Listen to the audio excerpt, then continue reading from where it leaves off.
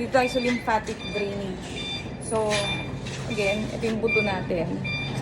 Sa upper part ng buto, yan dito, may mararamdaman kang medyo matigas na dyan. So, 1, 2, 3, 4, 5, 6, 7, 8, 9, 10. And then, sa ilalim naman ng buto, kapain ng, yan, yung may para matigas. So, 1, 2, 3, 4, 5, 6, 7, 8, 9, 10. Then, pwede kang siguro 20, pero 10 yung sabing turo sa akin. So, sa kilikili naman, kakapain. So, andito yung aking opera. So, sa loob lang yan. Yan. Kapain. Tapos, 10 seconds ulit sa loob. 1, 2, 3, 4, 5, 6, 7, 8, 9, 10. And dito rin, meron din ditong lymphatic area. So, 1, 2, 3, 4, 5, 6, 7, 8, 9, 10. Tapos dito rin naman sa kamay, dito naman sa air. So, 1, 2, 3, 4, 5, 6, 7, 8, 9, 10. So, kung ano yung ginawa mo dito, gawin mo rin sa kabila. So, 1, 2, 3, 4, 5, 6, 7, 8, 9, 10. And then sa ilalim ng buto,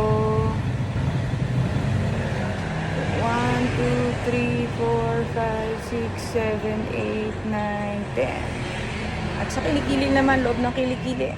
Ito walang opera to. So, 1, 2, 3, 4, 5, 6, 7, 8, 9, 10. And dito naman, 1, 2, 3, 4, 5, 6, 7, 8, 9, 10. 1, 2, 3, 4, 5, 6, 7, 8, 9, 10. So, anong gagawin mo naman? So, lymphatic drainage, bukas na. So, pwede ka na magmasa-masahe dyan. Papunta dun sa drainage area.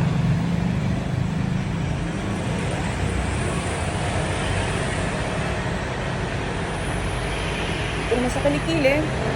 Sinisando ha. Pwede mo lang itaas. Papunta dun sa area.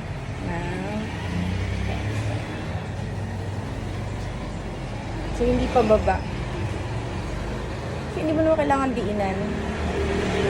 Movements lang papunta. So, iwas ito sa lymphedema. Iwas sa lymphedema. Which is, sa mga na-operahan, tulad namin,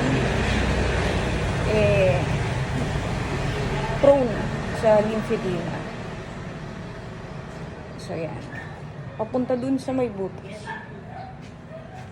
Papunta sa may butas, sa may lymphatic drainage niya. Ayan. So, dito naman, ganun lang din.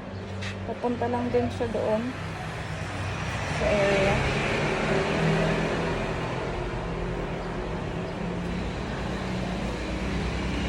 Kahit nakahiga ka, actually, pwedeng-pwede ito. O, yan. Siguro wala naman masama siguro kung nakahiga. Nakatayo, nakaupo. Basta may movement going to the lymphatic drainage. So, bilang, wala na siguro bilang na kailangan. Pero, at least, everyday mo nagagawa sa mga na-operahan ng MRM. Tapos, dito naman, medyo namamagayan kayong kamay. Dito sa side, papagay mo lang lahat ng movements dito sa area na to. Namamagay yung kamay or gusto mo lang talagang i-massage just for lymphatic drainage na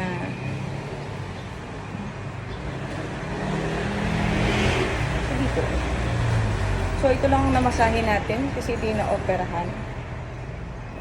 So, kailangan na exercise siya parati. So, thank you for watching.